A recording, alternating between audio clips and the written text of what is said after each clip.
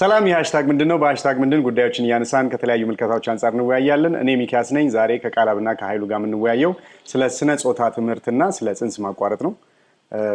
በጥያቄ ልጀምርና ስለ ጉርምስና ወይም ኮረድነት ወይም ደግሞ ስለ ግብረ ስጋ ግንኙነት ወይም ደግሞ ስለ ተቃራኒ ጾታ ግንኙነት ከወላጆቻችሁ ጋር በግልጽ አውርታችሁ ታውቃላችሁ መቼ ካደረጋችሁት እኔ እንግዲህ ትዝ የሚለኝ ያው ከአዲስ አበባ ውጪ ነው አዋሳ ነው የተማርኩት ኮሌጅ እና ወደዛ ልሄድ ስል ያው ከአባቴ ጋር ለመጀመሪያ ጊዜ ከቤተሰብ ውጪ ነው የምትኖረው ብዙ ነገር ያጋጥማል በሚለው በደፈናው ያው ተጠንቀቅ እንደዚህ አይነት ነገሮች አሉ ተጠንቀቅ ተብዬ ብዙ ቤት የሚያጋጥመው ነገር ማለት በአጠቃላይ ነገር ነው እንጂ እንዲህ በግልጽ ስለዛ ነገር አውርቼ አላውቅም እኔም በግልጽ አጋጥሞኝ አያውቅም የተለያዩ መጽሐፍት ላይ ወይ ፊልም ላይ ከጓደኞች ጋር ስታወራ ነው እንጂ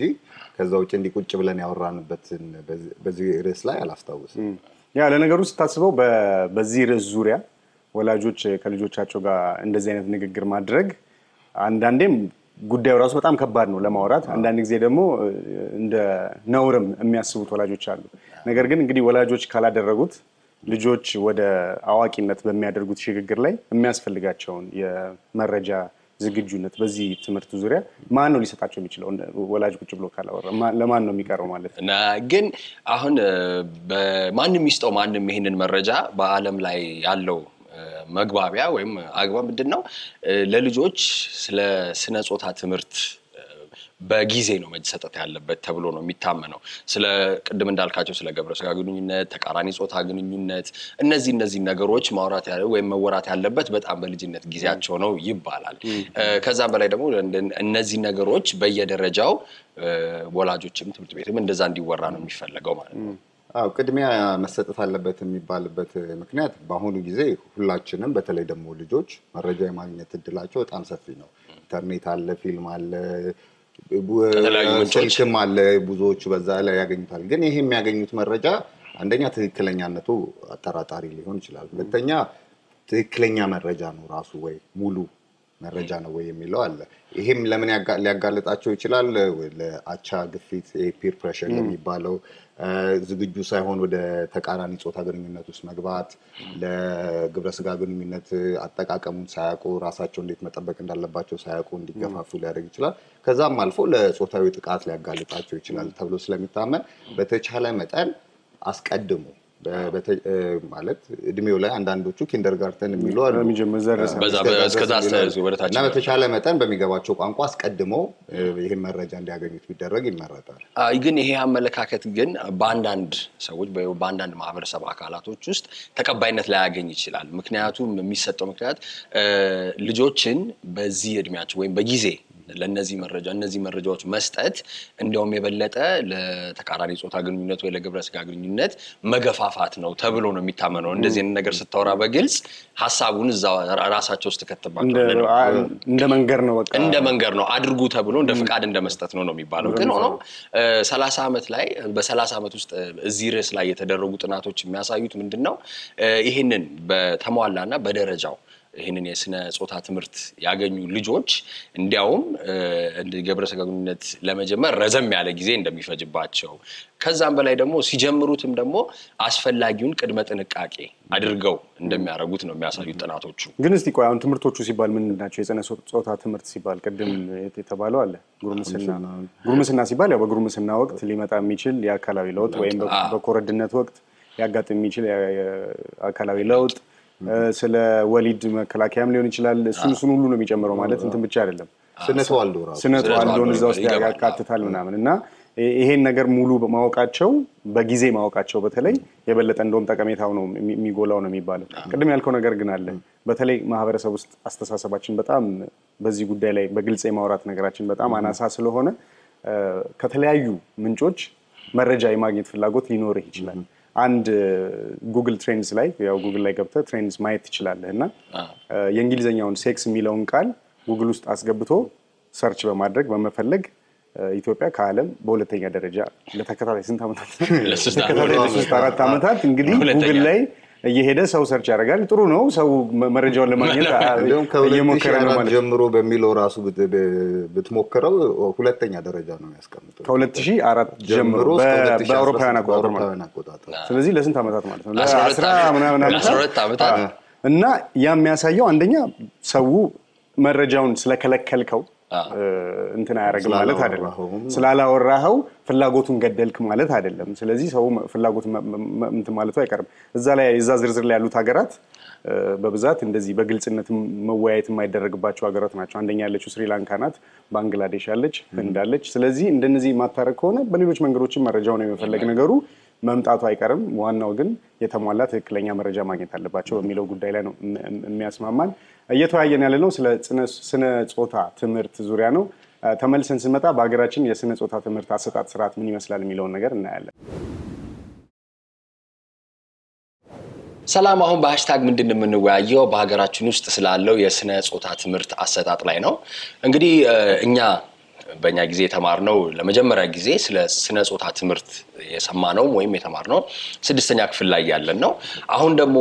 ያ ማለት 12 13 አመታችን ላይ ያለ ነው አሁን ደግሞ ባለው ጊዜ ኢትዮጵያ ውስጥ ከ10 እስከ 24 የሚሆነው ሰው እድሜ ያለው ሰው ከኢትዮጵያ ጠቅላላ የህዝብ ብዛት ወደ 35% ወይም በቁጥር ስናስበው ወደ 35 ሚሊዮን አካባቢ የሚሆን ህዝብ ብዛት ነው ማለት ነው ከዛም በላይ ደግሞ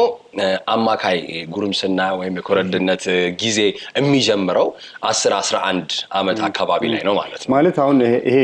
ስለ ስነ ጾታ ትምህርት አሰጣጥ እያወራ ነውና በአገራችንም በትምህርት ፖሊሲ ውስጥ ራሱ ጤናማ ማህበረሰብን መገንባት አንደኛው እንደ ግብ የተያዘ ነገር ነው ስለዚህ ያ ማለት ደግሞ በካሪኩለም ውስጥ የስነ ጾታ ትምህርትም አንደኛው አካል ሆኖ ሰዎች ልጆች በዚህ ተማሪዎች በዚህ እድሜያቸው ማወቅ አለባቸው የሚለው ሰው በየደረጃው በየርከኑ በስነ ጾታ የተለያየ አይነት የትምህርት አሰጣጥ ይሰጣቸዋል ማለት ነው ይሄ አንደኛው ነው በፖሊሲ ደረጃ ያለው ከዛ በተጨማሪ ግን በ2013 እንደ አውሮፓውያን አቆጣጠር አገራችን የገባቸው ግዴታ አለ ከ20 የደቡብና የምስራቅ አፍሪካ ሀገሮች ጋር በመሆን ማለት ነው በተለይ የጤናና የትምህርት ሚኒስቴሮች ተሰብስበው ያደረጉት እንትን ነው አንደኛው እዛ ላይ የገቡት ቃል ወይም ግዴታ ምንድነው ልጆች ለአካለ መጠን የሚባል ወይም ወደ ጉርምስና ወይም ኮረድነት እድሜ ከመድረሳቸው በፊት የስነ ጾታ ትምህርት ሊያገኙ እንደሚገባ እና ደግሞ ይሄ የስነ ጾታ ትምህርት የሚባለው ራሱ የማህበረሰቡን ወይም ደግሞ ወላጆችን ያሳተፈ መሆን እንዳለበትም አለ ስለዚህ በህግና በፖሊሲም ደረጃ ይሄ ነገር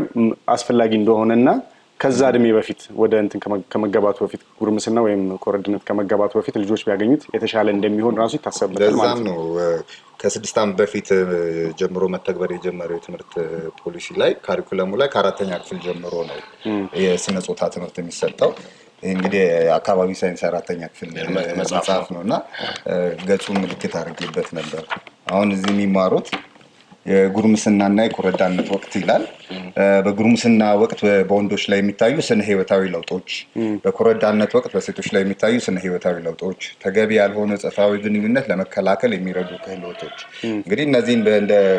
ከመጀመሪያው የአካላዊ ለውጡ ምን ይመስላል ምናምን የሚለውን እያሳዩ ነው በዚህም በስዕል የተደገፈ ነው የቡድን ውይይቶች አሉት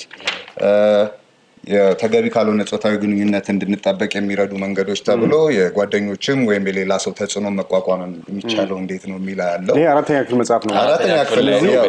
እድሜ ቅድም እንዳልነው ወደ ስንት አካባቢ ነው 10 9 አካባቢ 10 ልክ እንትኑ ከመድረሱ ግቡንም ይከተላል ማለት ነው ሌላ ደግሞ በጣም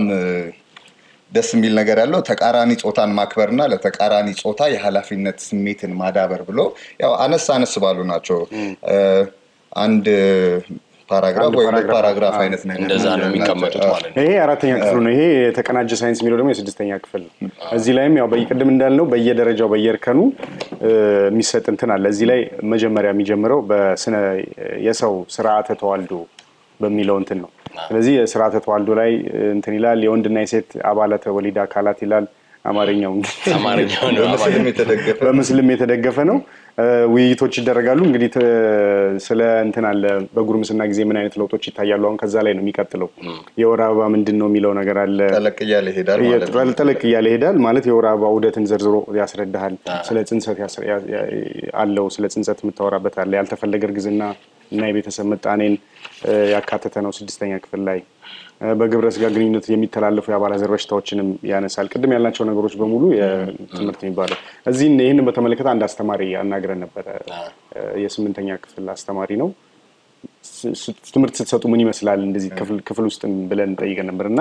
ብዙ ጊዜ ያው እንደዚህ አይነት ርዕስ ላይ ክፍል ውስጥ ውይይት ስታደርግ ሰው ተማሪዎች ስለሚያፍሩ ብዙ የማያወሩም ግን በተለይ አሁን ለምሳሌ የወር አበባ የጽንሰት ጉዳይን በተመለከተ በጣም አስፈላጊ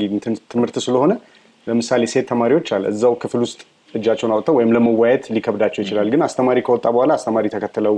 ብዙ ጥያቄ ብዙ ማብራሪያ የሚጠይቁበትን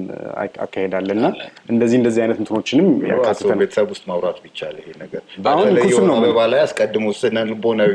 ለውጡ ራሱ አስቀድሞ ተነግሮ እንዲዘጋጁ ካልተደረገ ያለ አማራጭ ቀደም እሱን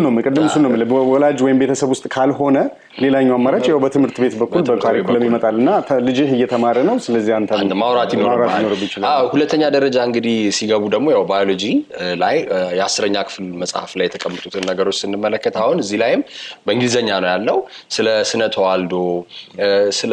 ተቃራኒ ጾታ ግንኙነት የግብረ ስጋ ግንኙነት ኮንዶም አጠቃቀም እና ኃላፊነት የተሞላበት የጾታ ባህሪ ምን አይነት ነው ምን ይመስላል እነዚህ ነገሮች የሚያካትት እዚህ ባዮሎጂ መጽሐፍ ላይ አለ እንግዲህ እስካሁን ያየነው አካባቢ ሳይንስ የተቃናጀ ሳይንስና ባዮሎጂ ብለን ነው እንግዲህ የሥርዓተ ትምህርቱ ላይ ተቀምጠው ግን ከዚህም በላይ ማለት ነው በኤችአይቪ ቁጥጥርና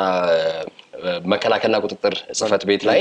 ተጨማሪ አጋዥ ሆነ ማለዋል ተዘጋጅቶ ምንድነው የተደረገው በእንግሊዘኛ በስነ ዜጋና በባዮሎጂ ክላሶች ውስጥ እንዲሰጥ ተደርጓል ማለት ነው ይሄን ነገር እንግዲህ በየደረጃው ለተማሪዎች መስጠቱ ብዙ ጥቅሞች አሉት ግን ከምንም በላይ ደግሞ ጤናማ ማህበረሰብ እንዲኖር ያደርጋል ጤናማ ማህበረሰብ ሲባል ብዙ አይነት የአባላዘር በሽታዎች አሉ ኤችአይቪ መከላከል አለ ከዛም በላይ ግን ምንድነው ያልተፈለገ እርግዝናን በትልቁ ሁኔታ የሚቀንስ ይሆናል ማለት ነው ተመልሰን ስንመጣ ስለ ጽንስ ማቋረጥ እንወያያለን ሰላም አሁን በሃሽታግ ምንድን የምንወያየው ስለ ጽንስ ማቋረጥ ነው የ2014 መረጃ በመጠቀም በ2016 የታተመ አንድ ጥናት አግኝተን ነበር እና በጣም የሚገርም መረጃ የያዘ ጥናት ነው በ2014 ወደ 620,300 የሚሆኑ ጽንሶች ተቋርጠዋል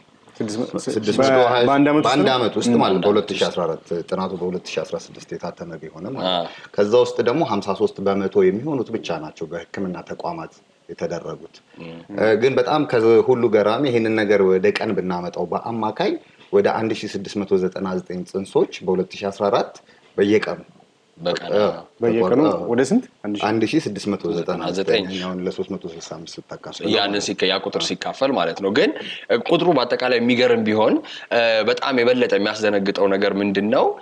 47% የሚሆኑት ወይንም ወደ 290,000 የሚሆኑት ጽንሶች የተቋረጡት ከጤና ተቋም ውጪና ከህክምና ባለሙያዎች ክትትል ውጪ መሆኑ ነው ይሄ ደግሞ የሚያሳየው በአጠቃላይ የጽንስ መቋረጥ ሂደቱ ደህንነቱ ያልተጠበቀ ወይም የእናትን ጤና ላይ ግማሹ ማለት ይቻላል የጤናም ወይም ህይወትም አደጋ ላይ የሚጥል ነበር ማለት ነው ይሄም ደግሞ ጥናቱ እንደሚያመላክተው ይሄ የሆነበት ምክንያቶች እንግዲህ አንደኛ ህጉን ባለማወቅ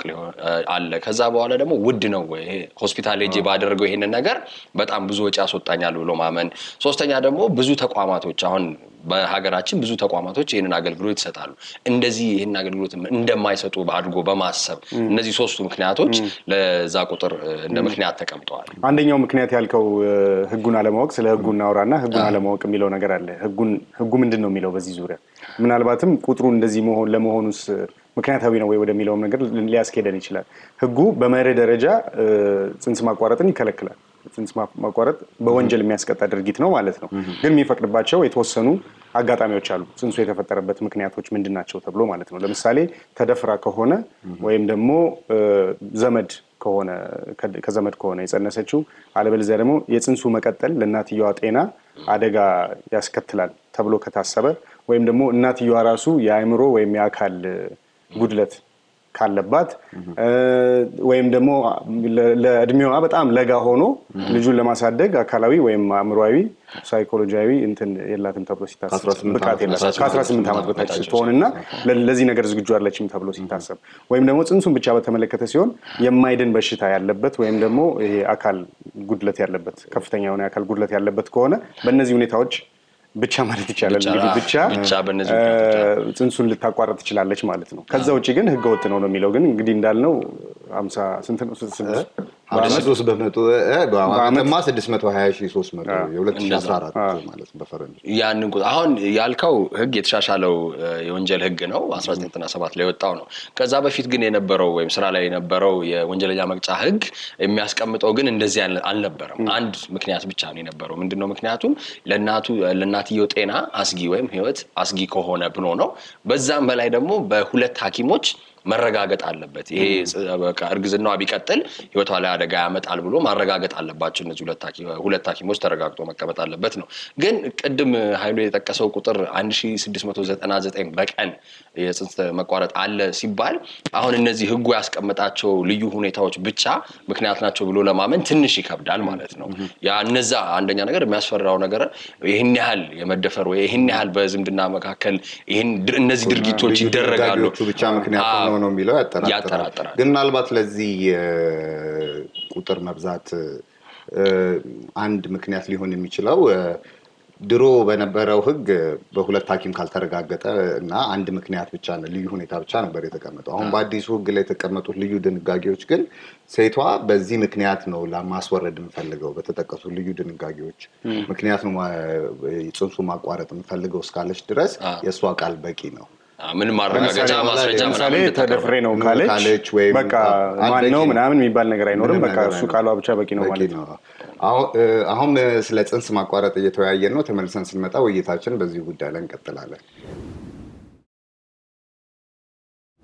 ሰላም አሁን በሃሽታግ ምንድን ነው የምንወያየው ስለ ጽንስ ማቋረጥ ነው እንግዲህ በሀገራችንም ይሁን በአለም ላይ ስለ ጽንስ ማቋረጥ ሲወራ የሚነሳ አንድ ትልቅ ጥያቄ አለ ወይም ክርክር የሚያስነሳ ነጥብ አለ ጽንስ ማቋረጥ በህግ መከልከል አለበት ወይ መፈቀድ አለበት የሚል ጥያቄ ብዙ ጊዜ ክርክር ይፈጥራል ግን ይሄ ነገር ሲባል ሁሌ መታሰብ ያለበት ነገር ምንድነው አንድ ሴት ጽንስ ለማቋረጥ የምትወስነው ፈልጋ ወይም ደስ የሚል ነገር ሆኖ ሳይሆን አንድ ድርጊት ተደረገ ውጤት መጣ ያንን ውጤት ወይ ለማስቀረት ነው ወይም ለመቀየር ብላ እንደ መጨረሻ አማራጭ የምታየው ነገር ነው እንጂ ተመጭቷት የምታረገው ነገር እንዳልሆነ መታሰብ አለበት ደግሞ በጣም ግላዊ ሆነና በጣም ከባድ ውሳኔ ነው ግን አሁን በህግ ይከልከል አይከልከል ከሚለው ማለት ክርክር ወይ ውይይት ባለፈ ትልቁ ነጥብ መሆን ያለበት ያ ነገር የደረሰው ያልተፈለገ እርግዝና በመምጣቱ ነው ሲጀመር እንግዲህ አንዳንዴ ከቁጥጥር ውጭ በላይ የሆነ ቅድም ያነሳናቸው ተደፍሮ ምናምን የመሳሰሉት ነገሮች አሉ ግን ከዛ ባለፈ ያልተፈለገ እርግዝና ለምንድን ነው የሚፈጠረው እንግዲህ ኮንዶም አለመጠቀም ሊሆን ይችላል የቤተሰብ ምጣኔን አለማወቅ ወይም የቤተሰብ ምጣኔ አማራጮችን የወሊድ አማራጮችን አለማግኘትም አለ አሁን የኛ ሀገር የፈረንጆች አቆጣጠር 2016 መረጃ የሚያሳየው ካገቡ ሴቶች ውስጥ 22.5% የሚሆኑት የወሊድ መቆጣጠሪያ እንክብሎችም ወይም ዘዴዎችን ማግኘት እንደማይችሉ ማለት አቅራቢያቸው የለም ወይ አያቁም ሊሆን ይችላል ከዛ ደግሞ ካላገቡ ሴቶች ውስጥ ደግሞ ወደ 26.5% የሚሆኑት ይሄንን የወሊድ መቆጣጠሪያ የቤተሰብ ምጣኔ መንገዶችን ማግኘት አይችሉም ስለዚህ አሁን መሆን ያለበት ይሄ ከልከል አይከልከል ከሚለው ላይ ያልተፈለገ እርግዝና የሚመጣባቸው መንገዶች አውቆ እነዚህ ነገሮች እንዳይፈጠሩ ማድረግ ትልቁ ነጥብ ነው ያለበት እንደዚህ በመሳሌ የምናቀው ነገር ነበር አይደል አዎ በማሕበረሰብ ጫና የሚባለው ነገር አለ አሁን ብዙ ልጆች እየወለዱ ባሎቻቸው ግን የወሊድ መቆጣጠሪያን ክብልን እንዲጠቀሙ ስለማይፈልጉ እየተደበቁ እየሄዱ ጽንስ ማቋረጥን እንደሚያደርጉ ለምን ወይ ባለቤትየው ኮንዶም መጠቀም አይፈልግም ሴቷም ደግሞ የወሊድ መቆጣጠሪያን ክብሎችንም ወይ ሌሎች ዘዴዎችን ኢምፕላንቶችም ይሁኑ የመሳሰሉት ነገሮች እንድትጠቀም ስለማይፈቅድላት እየተደበቁ እየሄዱ ጽንስ ማቋረጥን ያደርጋሉ ይሄ በተለይ ቤተሰብ ምጣኔ አገልግሎት ማግኘት የሚለው ነገር ላይ ምናልባት ውጭ ሀገር የሚያጋጥሙ ነገሮች እኛ ሀገር ላይ ምን አይነት ተጽዕኖ ሊያሳድሩ እንደሚችሉ ምክንያቱም በእንደዚህ አይነት ስራዎች ላይ ብዙም የመንግስት ያልሆኑ ድርጅቶችም ይሳተፋሉ ይሰራሉ እና አሁን የአሜሪካው ፕሬዚደንት ዶናልድ ትራምፕ ከተመረጠ በኋላ በመጀመሪያው ሳምንት ከሰራቸው ስራዎች ከወሰናቸው ውሳኔዎች መካከል አንደኛው ይሄ ጋግ ሩል የሚሉት ነገር አለ ብዙ ጊዜ ለነገሩ ቅድም እንዳልከው ነው በአሜሪካም ትልቁ የሪፐብሊካን እና የዲሞክራት ክርክር ነጥብ መለያ ነጥብ ይሄ ነው አንደኛው ይመጣል አቦርሽን ላይ ተቃራኒ አቋም ነው ያለው ጽንስ ማቋረጥ ላይ አንደኛው ደግሞ ቀለል ያለ አቋም ነው ያላቸው ዴሞክራቶች በተለይ ስለዚህ በየጊዜው ልክ የዴሞክራት ፕሬዚዳንት ሲሆን ይሄ ጋግ ሩሉን ያነሳል ይሄኛው ሲመጣ ደግሞ ጋግ ሩሉን ያስቀምጣል ጋግ ሩሉ ምንድነው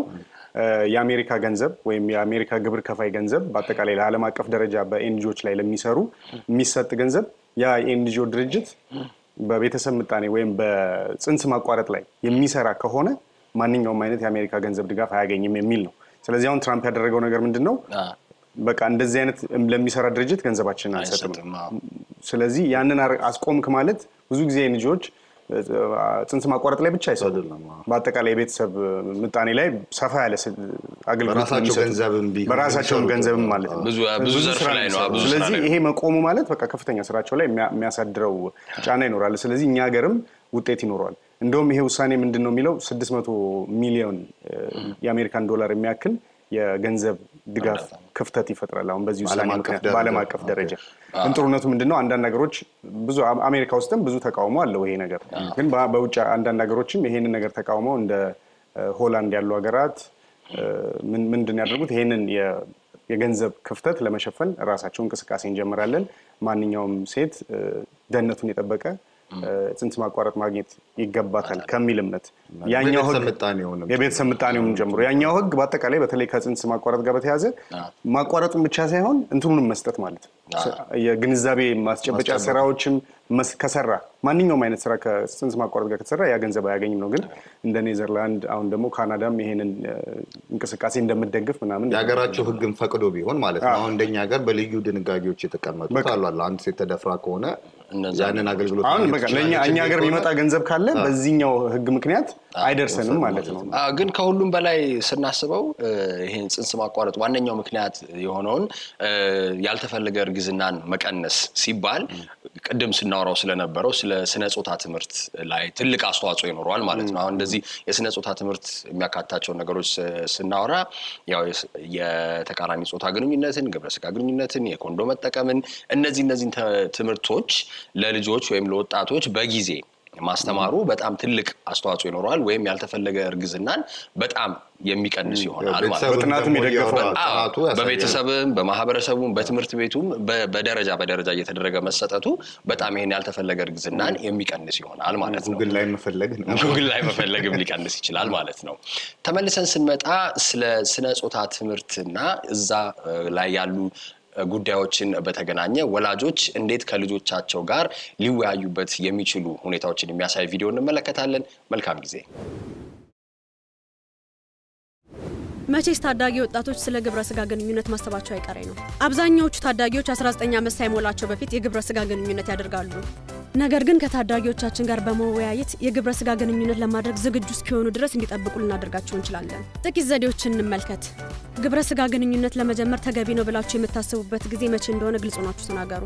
ስለ ጉዳዩ የልጆቹ አመለካከት ምን እንደሆነ ለማወቅ በጽሞና ያዳምጡ። ታዳጊ ልጆች ሊደርስበት ስለሚችለው ያቻ ግፊት ያውሩ። የማይፈልጉትን ነገር በግፊት ምክንያት እንዳያደርጉና እንቢ ማለት የሚቻልባቸውን የተለያዩ ስልቶችን እንወያይ። እስቲ ይሄ ሲተገበር ምን እንደሚመስል እንይ። ለምሳሌ ከወንድ ልጆች ጋር ቁጭ ብለው ፊልም እያዩ ሁለት ጥንዶች ጾታዊ ግንኙነት ሲያደርጉ ተመለከታችሁም በል። ንግግሩ እንዲህ በማለት መጀመር ትችላላችሁ። እንዴ እነዚህ ልጆች በጣም ፈጥነዋል። ምን ታስባለህ? አዎ ነገሩን በጣም አፍጥነውታል። ልጁ እኮ ወላጆቿን እንኳን አልተዋወቀም። እኔ በዚህ ሐሳብ አልስማማም። አንተ ምን ይመስልሃል? ሰዎች ግብረ ስጋ ግንኙነት መጀመር ያለባቸው ትክክለኛው ጊዜ መቼ ነው ብለህ ታስባለህ? እውነትህን? ስማኝ ልጄ፣ ሰው ሁሉ ያደረገው ሊመስል ይችላል። እውነታው ግን ይሄ አይደለም። እስክታድግና ዝግጁ እስክትሆን መጠበቅ ጤናማ ነገር ነው። እንደምታውቀው እኔ የምፈልገው አንተ ዝግጁ እስክትሆን ጤናማ ግንኙነት እንዲኖርህና ካልተፈለገ እርግዝናና ከአባለዘር በሽታዎች መጠንቀቅ እስክትችል ድረስ እንድትጠበቅ ነው። ደግሞም የግብረ ስጋ ግንኙነት እንድትጀምር ከተለያዩ አቅጣጫዎች ብዙ ግፊት እንደሚኖርብህ ገምታለሁ። እንዲህ አይነት ግፊት ሲመጣብህ እንዴት ነው የምታስተናግደው? እሱ በጣም ጥሩ ምላሽ ነው። አቋምህን በጤናማ መንገድ ማስረዳት በመቻል አድንቄሃለሁ። ከፈለክ በእኔ ማሳበብ ትችላለህ። እናቴ ደስ አይላትም ማለት ትችላለህ። ሌላኛው መንገድ ደግሞ ነገሮችን ከቁጥጥር ውጭ የሚሆኑበት ሁኔታ ማስወገድ ነው። ለምሳሌ ከሴት ጓደኛ ጋር ሰው በሌለበት ለብቻ አለመሆን እና ለመጠጣት የመሳሰሉትን። እሺ፣ በተጨማሪ ደግሞ እኔ የግብረ ስጋ ግንኙነት ለመጀመር እድሜ እስኪደርስ እንድትጠብቅ ብፈልግም በጥሞና አስበህበት ይሄ ነገር ከሴት ጓደኛ ጋር ለማድረግ ዝግጁ ነኝ ካልክ መተህ እንድታማክረኝ እፈልጋለሁ። የወሊድ መቆጣጠሪያና ኮንዶም አጠቃቀም እንዴት እንደሆነ አውቀህ እንድትጠነቀቅ እፈልጋለሁ። ይህንን ለማድረግ ቃል ትገባለህ? አያችሁ፣ በዚህ መልኩ ከልጆቻችሁ ጋር መወያየት ትችላላችሁ። እስቲ ሞክሩት። ትልቅ ለውጥ ልታመጡ ትችላላችሁ።